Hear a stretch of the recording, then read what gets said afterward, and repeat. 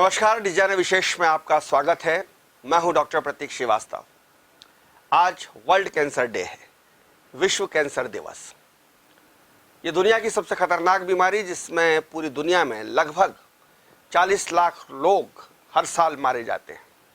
अगर मैं भारत की बात करूं तो भारत में हर साल कैंसर से मरने वालों की संख्या 8 लाख के आसपास है।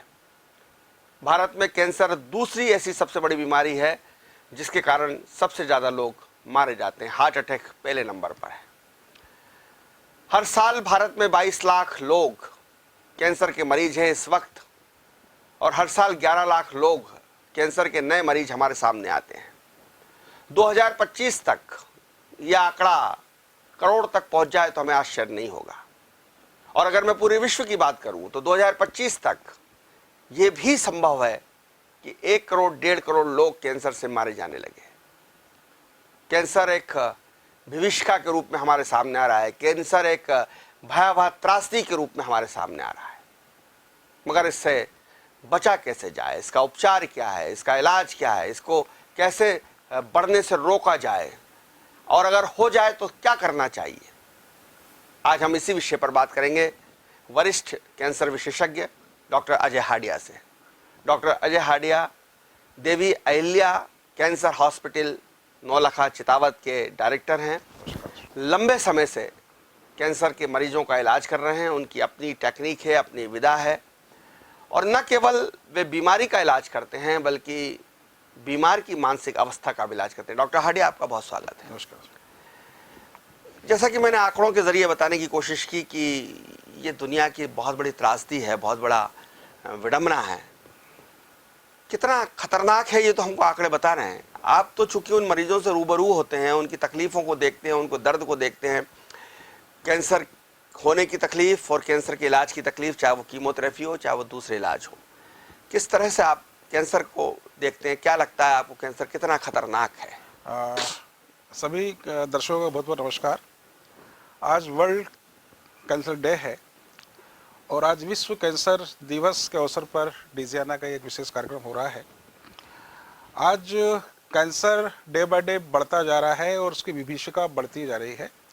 वर्ल्ड के अंदर ये दूसरे नंबर की डिसीज़, हार्ट के बाद में कैंसर दूसरे नंबर पे आ रहा है। और ये आज मान लिया जा रहा है कि यदि कैंसर किसी को हो गया है तो हमारे परिवार के लोग ये सोच लेते हैं कि अब इनका जीवन कुछ ही महीनों का या कुछ ही साल का बचा हुआ है। और जब मरीज को पता लगता है तो वो खुद सोचने लगता है कि उसका जीवन कितना है। वो खुद डर जाता है, डिप्रेशन में आ जाता है। और इसी ये डिप्रेशन ही उसकी बीमारी का और कारण बन जाता है। तो मेरा इस अवसर पर ये कहना है हमारे जो कैंसर रोगी हैं या जिनके परिवार में कैंसर है कि डरना नहीं है, हमें कैंसर को हराना है। और हम डरेंगे नहीं, और हम यदि हम जीत के साथ हम अपना इलाज कराएंगे, कैंसर से लड़ना है और लड़कर हराना है। लड़के हराना है, और निश्चित ही कि कैंसर में जीत भी होगी। ये कैंसर को मैं अगर आपसे समझना चाहूँ सरल भाषा में कि कैंसर क्या है और ये किस तरह से मनुष्य के शरीर में प्रवेश करता है, इसके क्या क्या कारण हो सकते हैं? बहुत मोटे तौर पे 2-3 कारण तो हमको समझ में आते हैं कि धूम्रपान, तम्बाकू कैंसर का एक बड़ा कारण है, शराब, बहुत ज़्यादा अल्कोहल पीना कैंसर का बड़ा कारण है। लेकिन इसके अलावा और क्या कैंसर के कारण हो सकते हैं, और कैंसर किस तरह से शरीर में प्रवेश करता है, और ये एक साधारण भाषा में कैंसर होने के बाद क्या परिवर्तन उसमें आते हैं? मैं एक सामान्य भाषा में आपको कहना चाहूँगा कि कैंसर जो होता है हमारे शरीर में 1 साल, 2 साल, 3 साल पहले ही प्रवेश कर चुका होता है, और वो धीरे धीरे एक सिम्टम्स के रूप में हमारे शरीर के अंदर आता है। जैसे ही प्रवेश करता है वैसे नहीं मालूम पड़ता, पता नहीं लगता है। उसके 6 महीने बाद, साल भर बाद यदि कहेंगे कि हमें भूख नहीं लग रही है, हमें उल्टियाँ हो रही हैं, या हमें मोशन के द्वारा हमें कहीं से ब्लड आ रहा है, या कहीं हमें कोई छाला हो गया छोटा सा और वो धीरे धीरे छाला बढ़ते जा रहा है, या कहीं स्किन का कलर चेंज हो रहा है, कहीं एक छोटी सी गठान बन गई है, ये कैंसर का प्राइमरी रूप है। तो उस कंडीशन में हम क्या होता है कि इसको इग्नोर कर देते हैं, और कई बार हम सोचते भी कि इलाज कर लें तो डरते हैं कहीं ये कैंसर ना निकल जाए। तो इस डर की वजह से इसका डायग्नोसिस भी नहीं बहुत से लोग कराते हैं। तो यही सबसे बड़ी एक समस्या है कि जब डायग्नोस नहीं कराते हैं तो कैंसर का स्टेज परिवर्तन हो जाता है। कैंसर जब हमारे शरीर में आता है तो हम कहेंगे कि हमारे शरीर के अंदर जो सेल्स होती हैं, कोशिकाएं होती हैं, उसकी वृद्धि उम्र भर हमारे शरीर में होती रहती है। और ये जब हम जो खाना खाते हैं या जो भी चीज़ हम ले रहे हैं उससे हमें न्यूट्रिशंस मिलते हैं, पोषण हमें मिलता है, और उसी के द्वारा हमारे शरीर के अंदर वृद्धि होती रहती है। अब ये वृद्धि जब अनकंट्रोल हो जाए, सेल्स का अनकंट्रोल होकर, अनियंत्रित होकर उसका बढ़ना, ये एक कैंसर का रूप लेता है। हम कहेंगे कि ऐसे बहुत सारे लोग हैं जिनको मोटापा हो जाता है, ओबेसिटी हो जाती है। तो ओबेसिटी भी आगे जाके कोई किसी न किसी प्रकार के कैंसर के रूप के अंदर हमारे शरीर में जन्म ले लेता है। तो अनकंट्रोल्ड होके सेल्स का बढ़ना ही कैंसर का एक लक्षण माना जाता है। क्या कैंसर अनुवांशिकी है, हेरिडिटरी है? मेरे चाचा को कैंसर था, या मेरे परिवार में किसी को कैंसर है, मेरे माता पिता को कैंसर था, तो क्या मुझे भी खतरा है? हाँ जी सर, बिल्कुल। हमें ये भी देखने में आ रहा है, हमारे हॉस्पिटल में ऐसा बहुत सारे मरीज आ रहे हैं जिनको कहते हैं कि, हम कहते हैं कि उनके परिवार के अंदर ही 3 सालों में, 4 सालों के अंदर 3-3 4-4 डेथ हो गई कैंसर की वजह से। माँ को कैंसर हुआ, पिताजी को कैंसर था, उनके जो बेटे हैं जिसकी उम्र मात्र 22-23 साल है, उन्हें भी कैंसर हो गया। पता लगा है कि उनकी जो दादी हुई हैं वो भी कैंसर से एक्सपायर हुई हैं। तो ये कहेंगे कि हेरिडिटरी हो गया ये, कि कैंसर उनकी दादी को था, दादी से बेटे में आया, बेटे से उनके बेटे में आ गया। तो 3 लोग, 4 लोग, 3 पीढ़ियां, 3 जनरेशन। तो ये अब देखने में आ रहा है कि कैंसर हेरिडिटरी रूप में भी आ रहा है। डॉक्टर साहब, मैंने कई बार ये सुनने को खबर मिलती है और मैं उस वक्त शॉक्ड रह जाता हूँ, धक्का सा लगता है मुझे जब मुझे मालूम पड़ता है कि छोटे बच्चों को भी कैंसर हो गया है और वो 8-9 साल, 10-12 साल की उम्र तक आते आते वो काल कवलित हो जाते हैं, उनकी डेथ हो जाती है। तो ये छोटे बच्चों को भी कैंसर हो रहा है, क्या ये सच है? और हो रहा है तो क्यों हो रहा है, इसकी क्या वजह मानते हैं आप? देखिए, उसका जो कारण जो है, हम देखते हैं कि आजकल की हमारी जो न्यू जनरेशन जो है वो आजकल फास्ट फूड और इस पर ज़्यादा भरोसा करती है।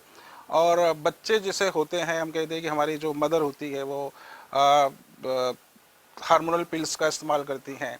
जब बच्चे होते हैं तो उन्हें दूध का फीडिंग नहीं करती हैं, या हम कहेंगे कि जो ऐसा दूध पिलाया जाता है जो ऑलरेडी बाज़ार से हम लोग खरीदते हैं और उसको हम जो पिलाते हैं, तो वो चीज़ें जाके एक प्रकार से शरीर की हमारी इम्यूनिटी लेवल को कम करती है। और आगे जाके 5 साल, 7 साल, 8 साल में बच्चों को हम देखते हैं कि माइलोमा, ल्यूकेमिया, या बच्चों को ज़्यादा हो रहा है, बोन कैंसर हो रहा है। मैं एक बहुत बड़े जैन संत को सुन रहा था, उनका प्रवचन सुन रहा था।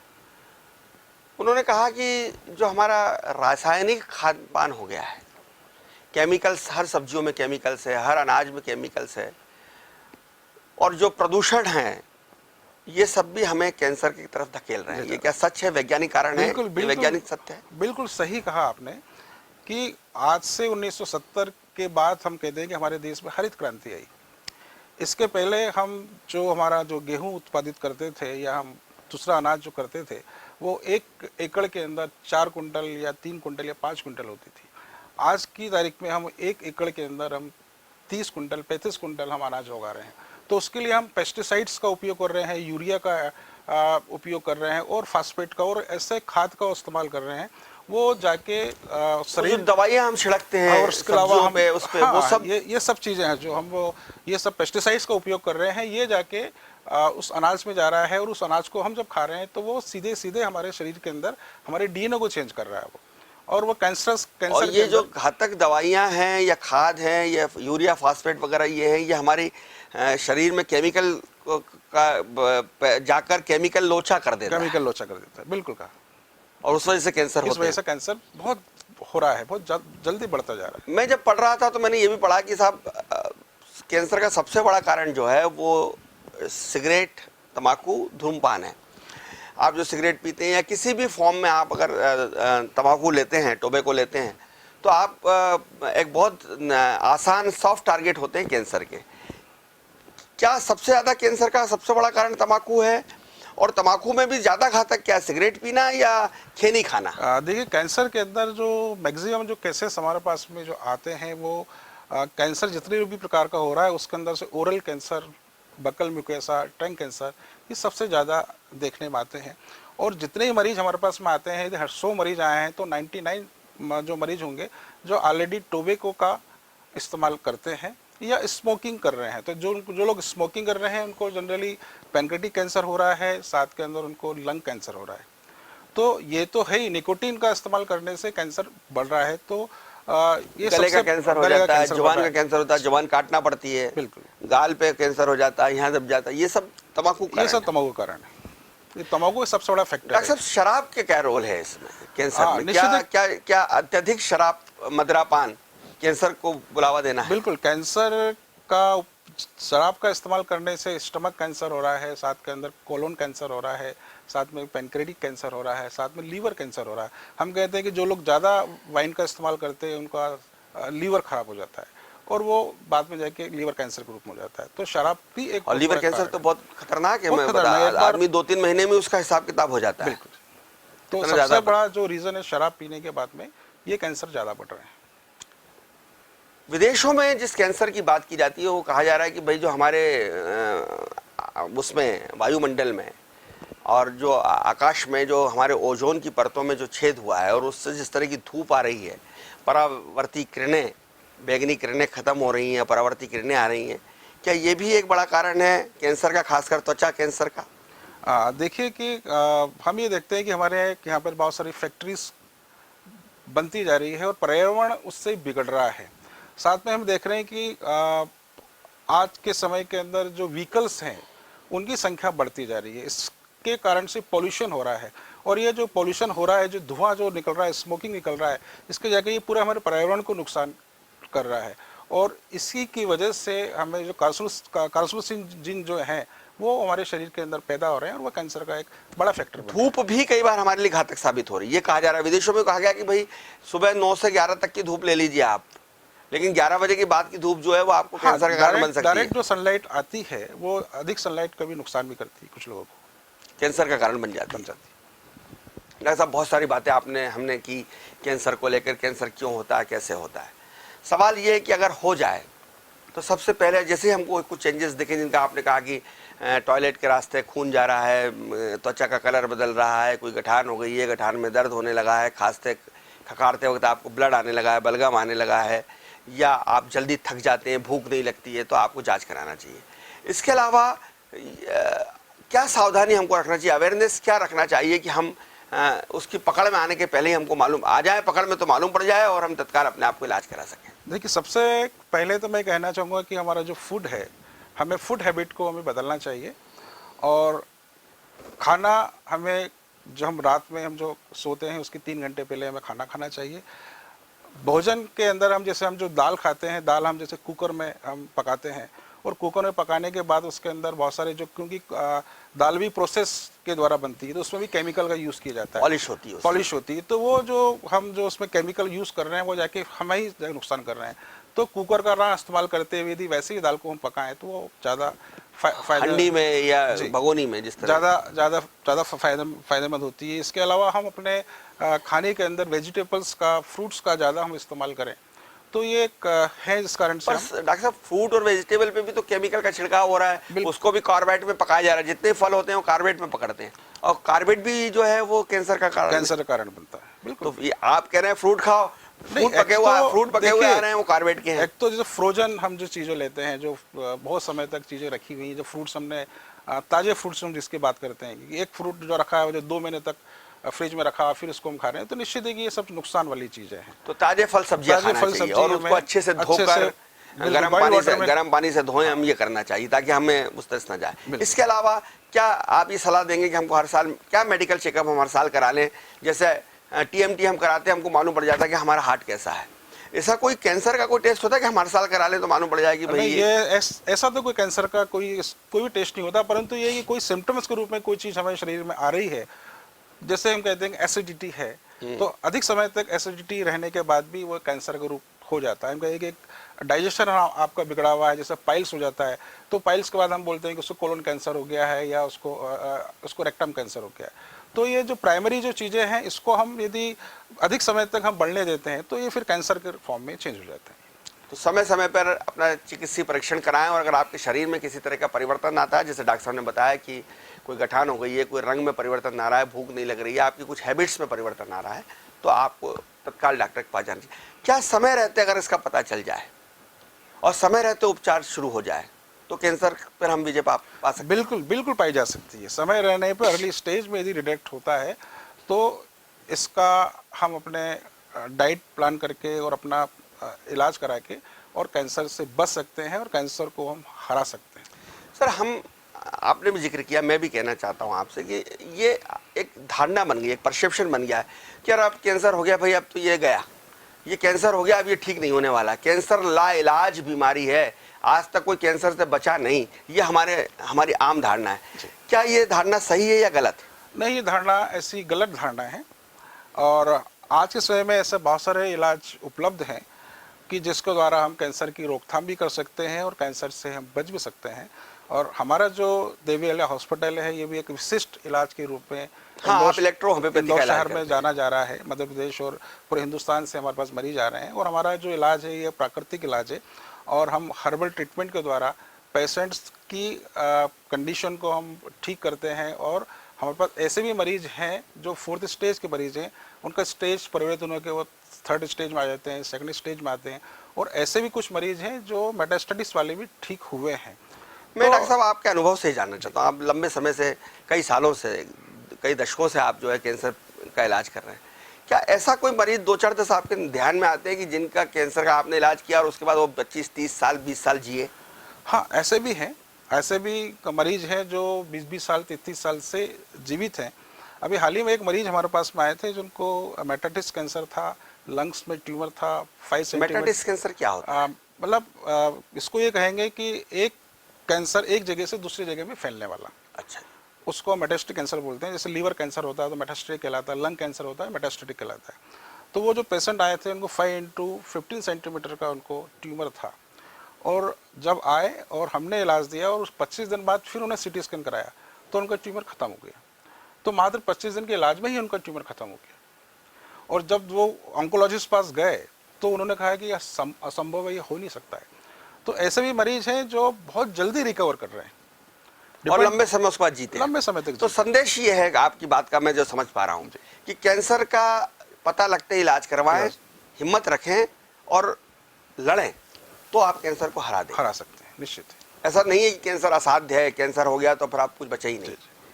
एक पेशेंट मेरे पास में है जिन्हें टाटा मेमोरियल ने कहा गया था कि 1 महीने की लाइफ है। इनको एक्यूट माइलोइड ल्यूकेमिया था और वो मरीज 2 साल से बहुत बढ़िया है, सर्वाइव कर रहे हैं और अभी भी हमारा ट्रीटमेंट ले रहे हैं। वो अंडर ऑब्जर्वेशन, हमारा भी इलाज भी चल रहा है और वो बढ़िया है।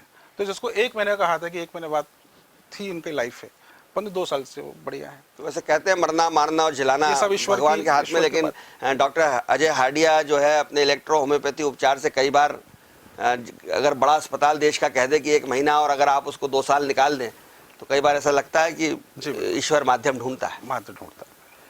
ये जो इलेक्ट्रो होम्योपैथी का आपने जिक्र किया, ये क्या है? ये कौन सी पैथी है? ये एक हर्बल ट्रीटमेंट है। ये actually Italian based system of medicine है और ये 100% प्लांट बेस्ड मेडिसिन है। और इसका जो प्लांट्स होता है, इसका जो सनरेज की उपस्थिति में जो फूड प्लांट्स लेते हैं अपनी लाइफ के अंदर, उसको हम कोएबेशन मेथड से उसका फर्मेंटेशन करके उसका हम एक्सट्रैक्ट निकालते हैं और उस एक्सट्रैक्ट को हम इतना फिल्टर करते हैं, प्यूरिफाई करते हैं कि उसके से अल्कलॉइड्स और केमिकल निकाल देते हैं और उसमें केवल एनर्जी होती है और उस मेडिसिन को हम देते हैं। तो हमारी ये मेडिसिन है, ये ब्लड और लिम्फ को प्यूरिफाई करती है। और कैंसर होने का मुख्य रीज़न लिम्फ की ग्लैंड्स, लिम्फ के अंदर विटिशन होना, और लिम्फ कहीं ना कहीं जाके वो एक सिस्ट के रूप में, एक ट्यूमर के रूप में आ जाता है। तो हमारी मेडिसिन उस लिम्फ को प्यूरिफाई करती है और कैंसर को ठीक करती है।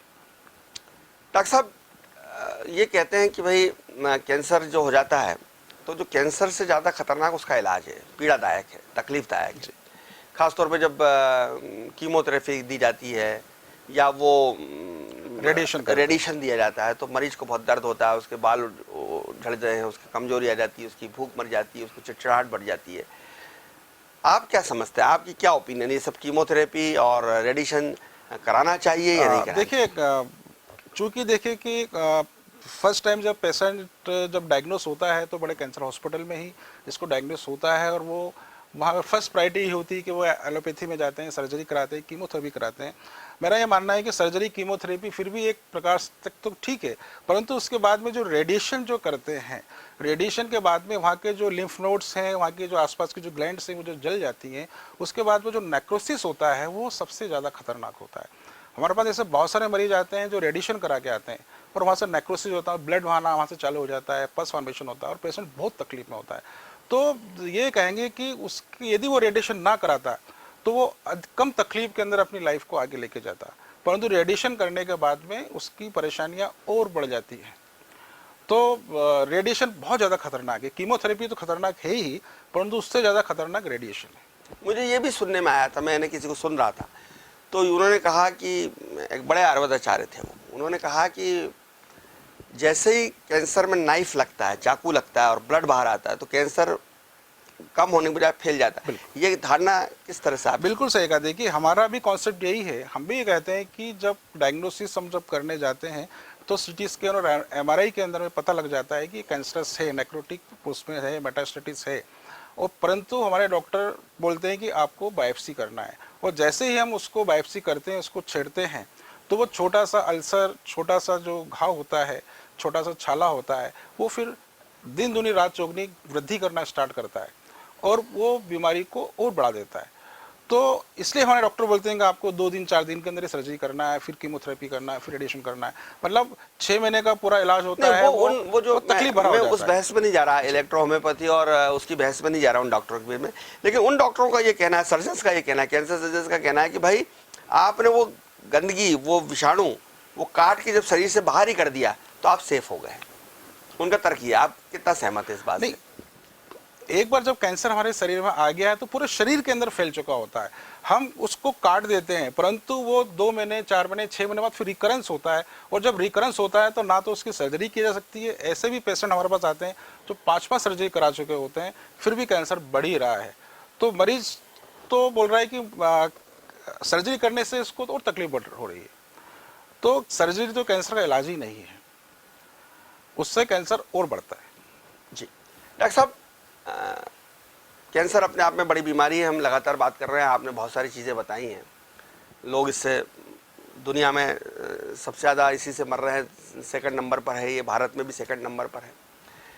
लेकिन मुझे जो लगता है कि कैंसर तो खतरनाक है ही, लेकिन कैंसर का इलाज भी बहुत महंगा है, बहुत लंबे समय तक चलने वाला इलाज है, असाध्य इलाज है, जिसमें पैसा भी खर्च होता है, समय भी खर्च होता है, धैर्य की परीक्षा भी होती है।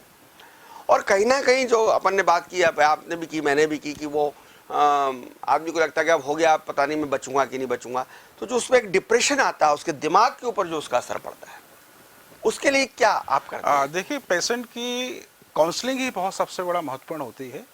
पेशेंट को यदि ये फील करा दिया जाए कि आप जी सकते हैं, क्योंकि जब मरीज आता है तो वो आखिरी पोजीशन बोलता है कि सब तो मेरा जीवन मुश्किल है, मैं इतनी तकलीफ में हूँ, इतना उसको पेन हो रहा है, दर्द हो रहा है।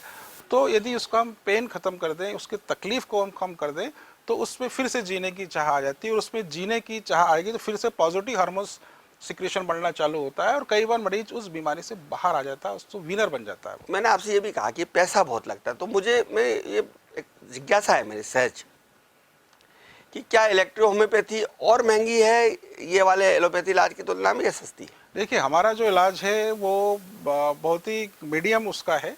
हम कहते हैं कि हमारे अस्पताल के अंदर हम 5 से 7 दिन मरीज को एडमिट करते हैं, और जनरली 5 से 7 दिन हम जब मरीज को भर्ती रखते हैं तो किसी भी अस्पताल में इलाज कराएंगे तो 50-60 हज़ार रुपये इलाज खर्चा होता है। तो उतना ही खर्चा हमारे यहाँ 5 से 7 दिन का आता है। और आगे का जो इलाज हम जो करते हैं, तो हमारा पूरा इलाज जो होता है, हम बोलते हैं कि कैंसर मरीज को 6 से 8 महीने इलाज लेना चाहिए। उसका खर्चा पूरा, हम यदि अपने हॉस्पिटल भर्ती होने से डिस्चार्ज से लेकर 6 महीने तक का खर्चा 2 से 2.5 लाख रुपये आता है। तो वो कोई भी मीडियम व्यक्ति है, कोई भी इसको अफोर्ड कर सकता है। आपका जो ट्रीटमेंट है, जैसा आपने कहा कि हर्बल ट्रीटमेंट है और एक प्राकृतिक रूप से आप करते हैं, तो इसकी सफलता का दर, प्रतिशत क्या है, कितने? देखिए इसकी सफलता मैं ये कहूँगा कि हमारे पास जितने भी मरीज आते हैं, उन मरीजों में हमारा जो सक्सेस रेट है वो 100% रेट है उसमें। क्योंकि जब मरीज आ रहा है तो वो मैक्सिमम जो मरीज होते हैं अपना एलोपैथी इलाज ले चुके होते हैं, वो तकलीफ में आते हैं, तो हम उन 7 दिनों के अंदर पेशेंट की 50 to 70-80% तक तकलीफों को हम आप ये कहना चाह रहे हैं कि अगर जैसे उसको मालूम पड़े कैंसर है, वो सीधे आपके पास आ जाए तो क्या होगा? निश्चित है कि उसकी लाइफ बढ़ जाएगी, और कैंसर पेशेंट ठीक भी हो सकता है, क्योंकि हम उसकी लाइफस्टाइल, उसका खान पान हम सब परिवर्तित कर देंगे। और वैसा करने से कैंसर का जो मैंने पहले ही बताया था कि कैंसर का जो फूड होता है वो प्रोटीन होता है, तो हम प्रोटीन डाइट हमारे खाने में हम बंद कर देते हैं। साथ में हम अल्कलाइन डाइट, फ्रूट्स, वेजिटेबल्स, ये हम सब देते हैं। तो धीरे धीरे पेशेंट रिकवरी करता है और बहुत सारे मरीज हमारे ठीक भी हो रहे हैं। बहुत धन्यवाद डॉक्टर ये साहब। मैं कारण है। आखिरी में आपसे एक संदेश उन लोगों को जो कैंसर से जूझ रहे हैं, जिनको कैंसर हो चुका है और कैंसर से वो लड़ाई लड़ रहे हैं, अगर वो हमारा कार्यक्रम देख रहे हो तो डॉक्टर अजय हाडिया, मैं चाहूँगा कि आप उनके लिए कोई प्रेरक एक संदेश उनको दें। बस मेरा तो यही संदेश है कि कैंसर यदि किसी को है या अपने परिवार में किसी को है तो कैंसर से हमें डरना नहीं है, कैंसर से हमें लड़ना है और कैंसर से हमें जीतना है। यही मेरा संदेश है। बहुत धन्यवाद डॉक्टर अजय हाडिया। आप सुन रहे थे डॉक्टर अजय हाडिया को, जो देवी अहिल्या कैंसर अस्पताल के डायरेक्टर थे। उन्होंने बहुत ही संजीदगी के साथ, विस्तार के साथ ये बताया है कि कैंसर क्यों होता है, कैसे होता है, कैंसर कैसे काम करता है और इसका क्या उपचार हो सकता है। और सबसे बड़ी बात ये कि जैसा कि वो कह रहे हैं कि कैंसर से डरिए मत, घबराइए मत, उसके साथ संघर्ष करिए, उसके साथ एक युद्ध लड़िए और युद्ध में विजय आपकी, निश्चित रूप से विजय आपकी होगी यदि आपका मनोबल ऊंचा है, मनोबल बड़ा है तो जीतेंगे भी आप। लेकिन ये सही है कि कैंसर एक बहुत ही घातक बीमारी के रूप में पूरी दुनिया को अपनी चपेट में ले रहा है। जो केकड़ा होता है, जो कैंसर का जो जंतु है, वो जिस तरह से बिच्छू एक तरह से आपके पूरे शरीर को जकड़ लेता है, उससे बचने के लिए ज़रूरी है कि आप बहुत संयमित जीवन जिएं, बहुत अच्छा जीवन जिएं, नशे से दूर रहें, शराब, सिगरेट, तंबाकू इस सब का सेवन बिल्कुल ना करें और अच्छा खाना खाएं, ताज़ा खाना खाएं, सब्जियां लें, फल लें और कोशिश करें कि जैविक भोजन की तरफ आप अपने आप को मोड़ें।